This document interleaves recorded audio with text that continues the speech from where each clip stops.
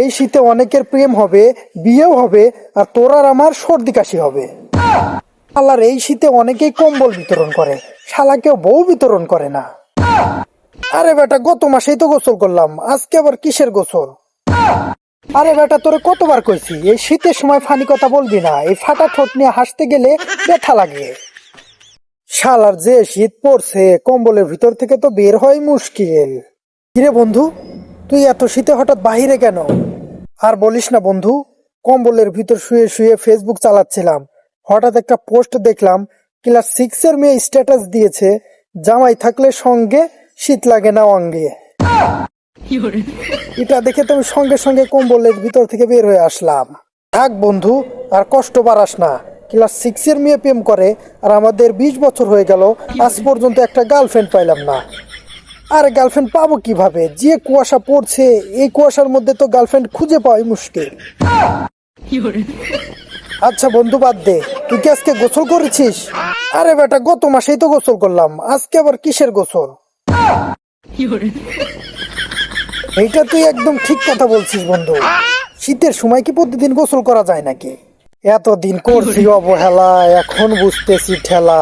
তুমি আমার একমাত্র সম্বল, আই লাভ ইউ কম্বল। একদম হক কথা বলছিস বন্ধু। আচ্ছা বন্ধু, আমি শুনলাম কালকে নাকি ছিনতাইকারী তোর সবকিছু কেড়ে নিয়েছে। ওরা কি অনেক লোক ছিল নাকি, নাকি ওদের কাছে ভয়ানক অস্ত্র ছিল?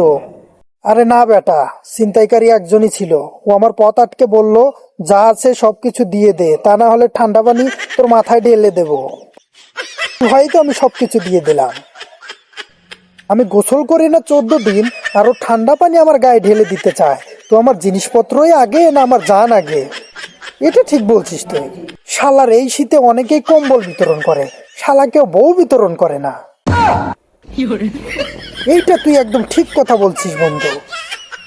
শালার শীত শীত ভাব, বউয়ের অভাব, ফ্যামিলি কিছুই বোঝে না, জীবনটা বেদনা।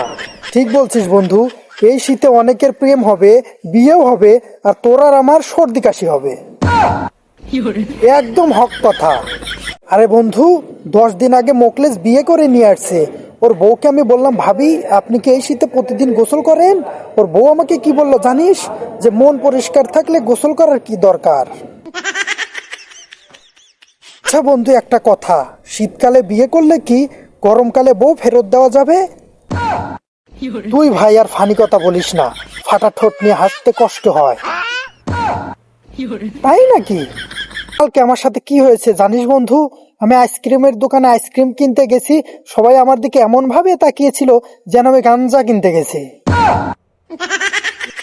শীতকাল কষ্টের হলেও একদিক দিয়ে কিন্তু ভালোই আছে।